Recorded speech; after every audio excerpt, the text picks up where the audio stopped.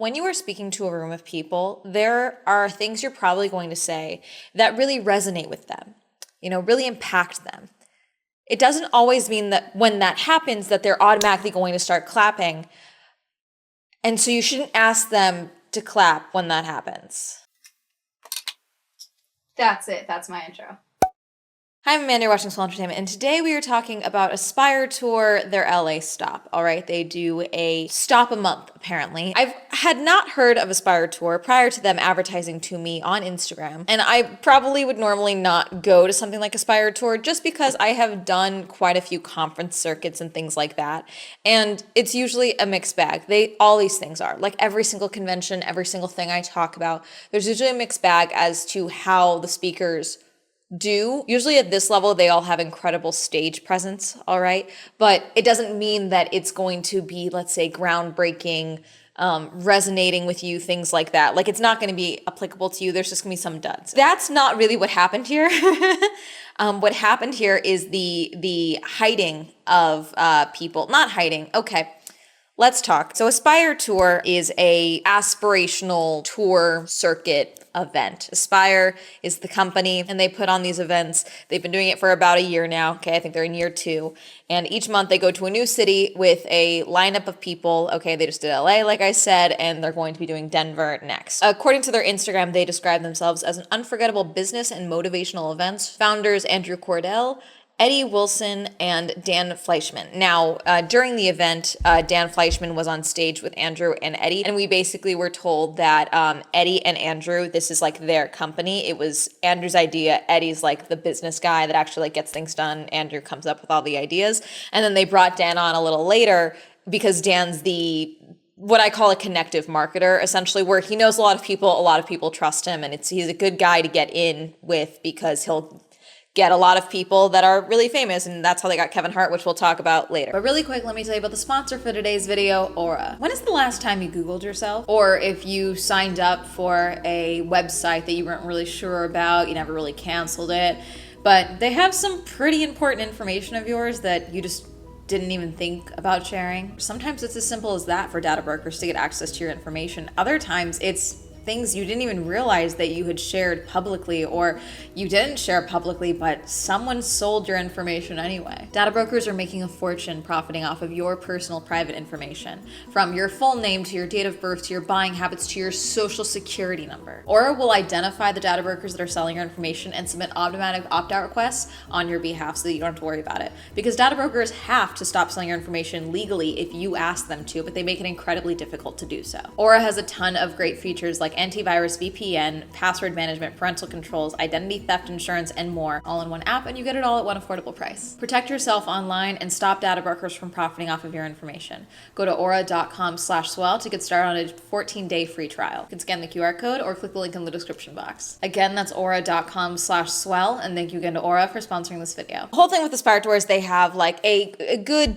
chunk of speakers. Now, the one I saw the most was Cody Sanchez. She is another YouTuber as well, which is why I'm most familiar with her. But then they started also advertising Gabriel Macht. Basically, Gabriel played Harvey Specter on the show Suits, which just recently had another resurgence last year when it went onto Netflix, obviously. Once they landed him, it seemed like that's all they wanted to advertise was him, because I saw him almost as much, if not double as much, as I started seeing Cody's advertisement on Instagram. Now, I know Instagram, I don't know how many other advertisements they made. I only ever saw Gabriel and Cody, okay? Cody makes sense. I'm a YouTuber. She's a YouTuber. I understand why I started getting advertised hers. Other people on this list, okay, we've got Gabriel Macht, Dan Fleischman, Andrew Cordell, Eddie Wilson, Cody Sanchez, Lewis Howes, Irvin Magic Johnson, Marcus Lemonis, Tim Stoney, and Renee Marino. Renee ended up being the MC for the entire event. She also did fantastic. She's a Broadway girly pop. She was on Broadway. She's a performer. She knows how to get the crowd going. She's literally dancing on stage the entire time and all that. The thing that I don't like about events like this is that they stretch out the day and they add in more people. I did not hear this, but someone told me that this was said at one point, that there was a couple of changes to the lineup, or like a couple people were added because someone pulled out. I still don't know who pulled out, I'm gonna be honest, because we never got an actual schedule. And this is what drives me crazy about these events, because what they do is they put a couple of people that they advertised at the start, and then they put a bunch of people that they know you really want to see towards the end to try and get you to stay the entire day instead of shortening the event. Because tell me why this event went from 7 a.m.-ish to 7 p.m., if not later. I left early. They had emailed us saying that registration would start at 6:30 and then doors would be at 7, or the event itself would start at 7. It would go from 7 to 7. So I got there around 6:19, 6:20, all right, waited in line. They did not open the doors until after 7. Thankfully, it hadn't started raining yet because they also had emailed us about a weather advisory. There was also no line control, which for events, it's not intuitive, especially when you have one entrance. You need to have people on line control. You need to have security on line control, someone, something. I, as an attendee, should not be the middle part of the snake. Okay, you know, the loop of the snake, I'm here. Okay, so guess what I ended up doing again? Telling people where to go. How does this always happen? I get it. I look approachable. I don't want to be doing this at 7 in the morning, okay? And I don't want people arguing with me about cutting the line and all this other stuff because I haven't had enough coffee. I will just start decking people, okay? What are we doing? It's too early. Why am I talking with a grown adult about cutting in line before 7 a.m.? Because basically what happened is the line went and then looped, and then instead of just going on in a straight line, people started looping, but then the line started shuffling up. So I ended up being at like the middle of the jump. Okay, so the line circled, doubled back, and then went back towards the other way. So people would walk up to me thinking I'm the end of the line and that there's just 2 lines or something, and they're like, they're not, this isn't the end. I'm like, no, it's that way. They're like, but the entrance is over there. I said, I know, we snaked. Already I'm annoyed with your event because I should not be doing that. What is going on? Okay, and also, you said this event cost $2 million to put on. I did not get a chance to ask anyone. You had a bunch of people in pink shirts. I would assume that they were volunteers, is my assumption. Would love to know exactly how much of your staff in the pink shirts were getting paid for that $2 million, considering you talked a little bit briefly. You kind of hinted at what you were willing to pay some people for speaking, because that's where the speakers get value from this event, is they get paid to speak.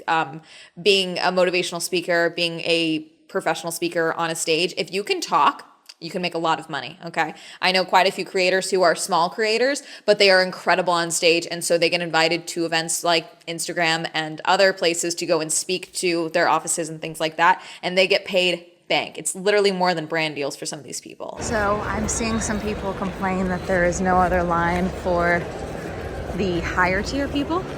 They didn't check my QR code, they just gave me the badge after looking at it, which is certainly a choice. But like, they had a ton of people in pink shirts, they had a ton of volunteers, they had a lot of security, which is good, great, fantastic, lots of security, love it, love to see it. I randomly, at one point, I took a photo and I had someone come up to me and they're like, you okay? You good? I was like, yes. I think he was just checking in. But I was like, yeah, did I do something? I haven't even filmed anything yet. So like, security, solid, good, okay, great. But we finally get inside. Again, you don't tell us registration starts at 6 when it doesn't, because also I'm thinking that the event is starting late because you said it's a 7 a.m. to a 7 p.m. event. Not actually true. The event started at 7:45, close to 8, all right?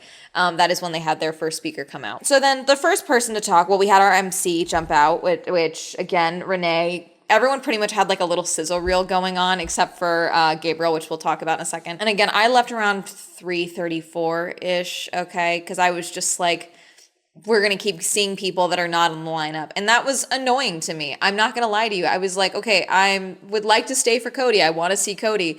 I have no idea when Cody's going to go on, because they also said, oh yeah, your itinerary is being sent, your itinerary. The itinerary is just registration, start time, lunch break, end of the event.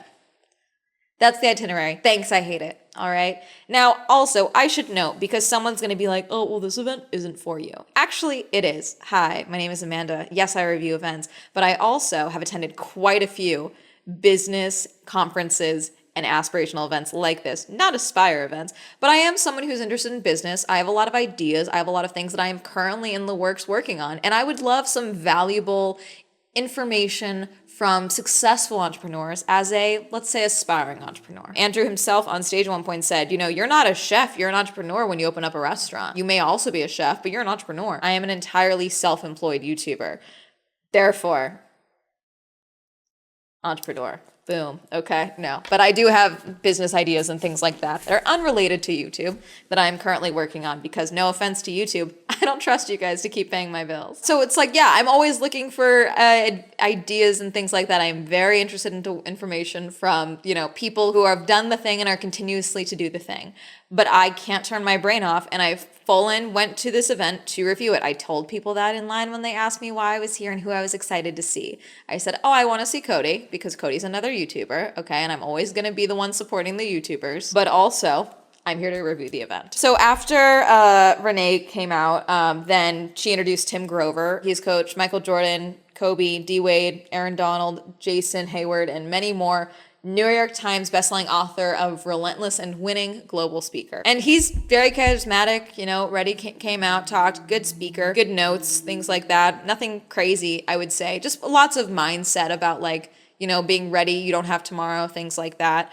Started getting emotional talking about Kobe, understandable. Then we had Tim Story. Tim Story is an acclaimed pop culture thought leader, author, speaker, life strategist, and counselor. He has a book featured by Oprah Winfrey, things like that, people like that. Very great notes. He spoke a lot about something that I am personally very passionate about, where it's like if you're not around people that aren't lifting you up, they're dragging you down, that type of thing. But he did something that I don't think a lot of people caught. And then even then, like the other things that I ended up speaking with this group of women, two women who were business partners, and then another woman who was a surgeon formerly, and now is like a motivational speaker and women's coach and all this stuff. During the lunch break, we got to talking. I caught this. They hadn't caught this. Tim kept doing this thing where he would say, look at me, eyes on me, things like that, throughout his speech in the like right, really quick, tightly between sentences, which kind of brilliant.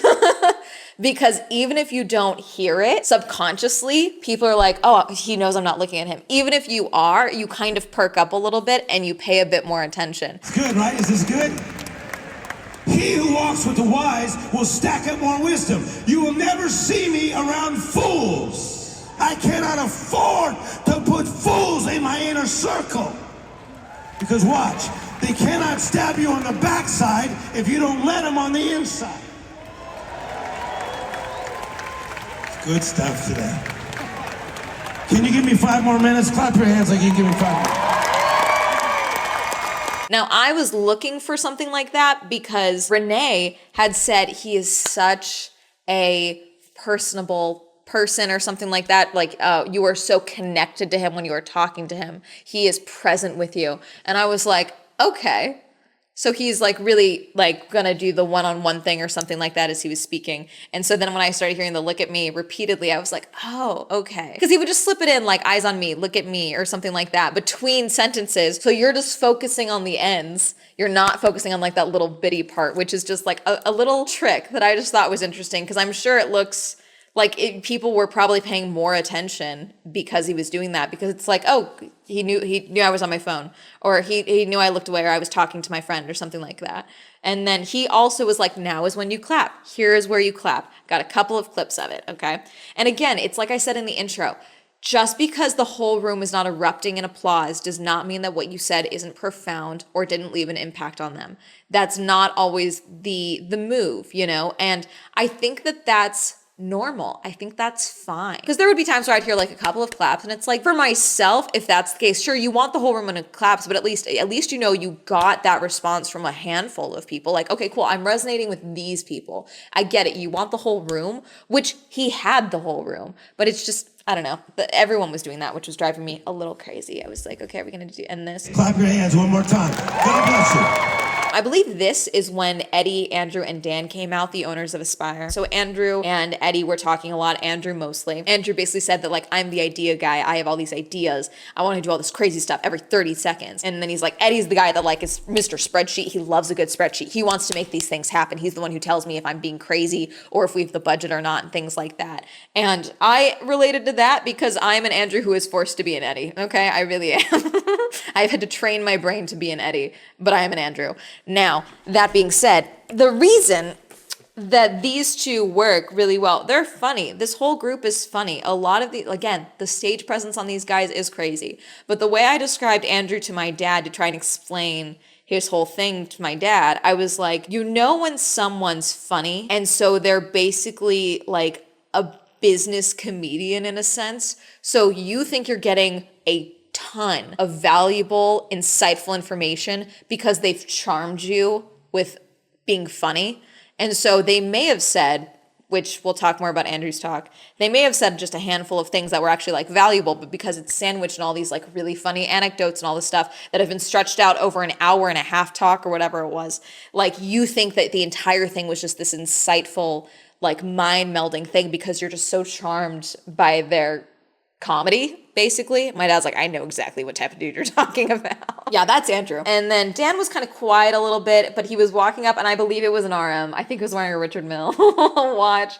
It looked insane on stage because it was like glinting in the diamonds. And I was like, okay, you got money. All right. Which Dan describes himself as 60 million spent on influencers, investor in 43 companies, sports card shop, the Coffee Breakers, our charity, Trina's Kids, podcast, The Money Mondays. Oh, they told the story about how when they brought Dan involved, it was Dan's first day, and Eddie's like, hey, you're here to work, okay? You're gonna get some stuff done, okay? There's no grace period, you're working. Which, honestly, I'd rather hear that than like, yeah, we're gonna handhold you. I'm gonna be honest, okay? And Dan was like, okay, because they really wanted Kevin Hart to speak for Aspire, and they had called and offered Kevin Hart $500,000 for one speaking engagement, and he never even picked up the phone.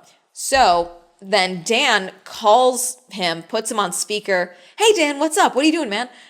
Calls him, leaves, comes back. Hey, I got Kevin Hart to agree to do 6 shows for us, 250 apiece. Can we wire him that first? 250 right away. And so Andrew's like, yeah, man, wire the money. Wire the money right now to Eddie. And Eddie calls their financial guy. It's like, okay, what's the LLC? What's the LLC? Apparently Kevin Hart's LLC is Just Having Fun LLC, which is just comedy.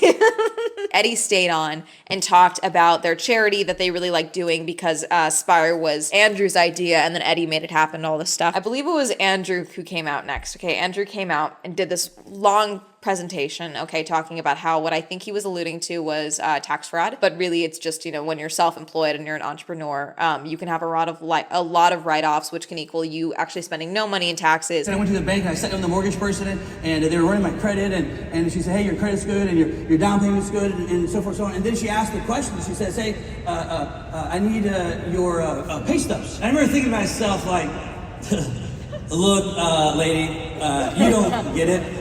I'm not like you, okay? I'm different. I don't do the paycheck thing that you do. I own my own business. And she's like, oh, okay, well, sorry about this. She's like, all I need now is the last 2 years of your tax returns. If you've ever been here before, the room gets fucking hot, like really hot, and you start like to sweat a little bit because your mind is thinking like tax returns, like I have them, but you're thinking like I was negative $34,000. And I remember thinking to myself like, listen, listen to me, Linda, listen, I have tax returns. You listen, you're not gonna understand it. You don't get how do I say this to you? You don't understand what we do. I have money. Like, you see the car outside? That's my fucking car. You see that? I got money, okay? It's gonna show you that I'm broke. It ain't true. Not fucking true. I got money, Linda. Okay, just do the thing. And so he was talking about that, and then, you know, the way that he's had to change how he makes money, and, you know, like, oh, if you think that you're making $500,000 and you're still paycheck to paycheck because you don't know how to work with money, you're going to continue to be broke with money, all this stuff. And the entire time he was talking, I was like, okay, where is the course? Where is it coming in? And then he said, no, I don't do courses. I hate courses. And I said, where's the workshop? Sure enough, he starts talking about the workshop because he started talking about his company, Money Is, okay? And it's like, oh, what is money to you, okay? And basically his whole thing is that money is a game and games have rules and all this stuff, and starts talking about tax-free accounts that the wealthy always use, and gave 5 accounts. So again, it's like really valuable, like at least something sure you could Google, but like people don't think to Google things like that, I guess you could say, for some people. And the room is freaking out. They're all caught in because, again, he's funny, he's charming, he's bringing you in on this wealth because you're an entrepreneur just like him. And you get it. Of course you get it. So sure enough, he starts talking about the his next event for Money Is, which is in April, okay? Here in LA, a week or so from now, okay? For $495 or whatever, you get all these things, okay? You can bring a friend, so it's cheaper, so it's you and your significant other, okay? Or friend, a buddy, your wife, I don't know. Okay, then you've got, you know, the other values. And then you've got the generational wealth template guide sheet. I don't know how to build generational wealth. It's like a printout. He's going to add up all these totals. One of the women I spoke to was like, I don't think that added up to the total that he said it would add up to. Anyways, you get that for about the actual like $499. So instead of $1,400, it's like $499 or something, or $300 or $100 something. I don't know. They made a lot of money is my point, because he said, right now you're going to see all these lights go off around the room. Because I had seen these tables when I had walked in. You'll see them in the footage, all these tables. But there's no really expo hall here or anything like that. So I'm like, what is this? Sure enough, the lights start pinging off at the tables because the first 300 people who sign up get it for that price. When I tell you, before he even finished talking, people were up and moving. Woman next to me nudges her husband next to me and goes, go get in line right now. Go. Renee comes back, starts hyping up the crowd. Get to those tables. There's only 300 spots. Way more than 300 people got up. So I want to know what those numbers were. I really want to know. I want to know. I'm going to be in Japan during the wealth course. Otherwise, I would try and get in. Okay? I would try and get in and see what the deal was. Because if you don't get value, you get all of your money back. And you get to keep the materials. But I was wondering if, you're doing one in Denver as well after the next Aspire event. I was really curious. So I have submitted a question to their website because there's no schedule for the events for the Money Is company website. Okay, you can reach out to find out how you can get a ticket to a future event. I just think it's interesting because like you're so passionate about Aspire because you wanted to bring this information to people, and yet you're using your event to advertise your workshop that's in the same town like a week or so after the event that you're at currently, the event you're so passionate about. I'm just saying, I know a funnel when I see one. That's all I'm saying, okay? I thought that was our early lunch break, okay? Because I went and ate. I got a protein bowl. The LA Convention Center does really good about having, they have like these taco spots, but they do like a protein bowl. It's actually really good. You get like beans, rice, protein. You can get cheese and stuff on top of it too. It's great. I just realized they have girls dancing on the stage. I missed that part. I mean, nice, but also damn. Then it was time for Gabriel Macht. Now, I should note that I did not stay for this entire talk because it was getting awkward. And I was like, oh, I see what's happening. They did not use a photo of him as Harvey Specter, but everyone on stage, when they would reference Gabriel, would call him Harvey Specter. Harvey Specter is here. Harvey Specter in the house. I'm wearing a suit. I gotta dress nice. Harvey Specter is here, okay? I really don't think I have to say this. Acting is a job. Gabriel playing a character when he's on Suits. Apparently they had asked him to bring in a clip because I mentioned that everyone had like kind of like a sizzle reel to announce themselves before they came out on stage. His was not a sizzle reel of like Harvey Specter or anything. It was a clip from a movie, and we later found out that it was an actor that he had really admired, that he ended up working with, that he resonated with and had passed away, and he wanted to pay tribute to him by having the video play. And so they did questions. He had, I believe it was Andrew interviewing him basically and talking about like mindset and things like that. And it was just like, it was not, the grind set mindset. It was not the entrepreneurial mindset. He was just like, no, I was really taken watching my dad act. His dad was an actor. He's like, I was really taken by the emotion that my dad felt when I was like 6 or 7, watching him play a character that had also lost his parents because his dad had lost his parents. And he's like, that, I really realized I wanted to do that. And like, just went on from there. And I was just like, I'm going to go outside now. Not because he wasn't doing a good job or anything like that. I was just like, it feels like such a hard stop for this event because they clearly wanted something else from him than what he really gave, which wasn't bad. I want to make that clear. It just felt awkward being in the room. And a couple of the women that I had spoken to as well agreed. Then there was actual lunch. And this is when I spoke with those women. I should also note for my ticket for the event, I totally forgot to tell you guys. Oh my God. So I got the gold pass, okay, which is $159. The thing is that I got a discount. So I paid $79.50 with taxes and all of that. Even the day of the event, they had a flash sale available because I bought this the 16th, a week or so ago, essentially. They are still offering a 50% off discount for the event, day of. That's what I used on here. You guys having trouble selling tickets, which they shouldn't have. The room was full, so I don't know why you would still have that discount. I'm assuming it was for the elite. The elite tickets, which I debated because I always look at the highest tier price to see if I think it's worth it for you guys to do a full review that way. A specialty lounge access, specialty line for all of your stuff. And then you also got a lunch catered, all this stuff, little meet and greet, specialty space. You had access to the speakers. That was about $1,400, I believe is what it was. Too much money. Still with the discount, too much money. So I was like, this is fine. Okay, gold. And it was fine. Registration was fine. Again, there wasn't really a registration. They were like, oh, cool. You have a QR code. Here is your badge. Here's your goodie bag. My badge is in my car. I don't want to go get it. I got a hat. Spire, largest business tour. Oh, that's...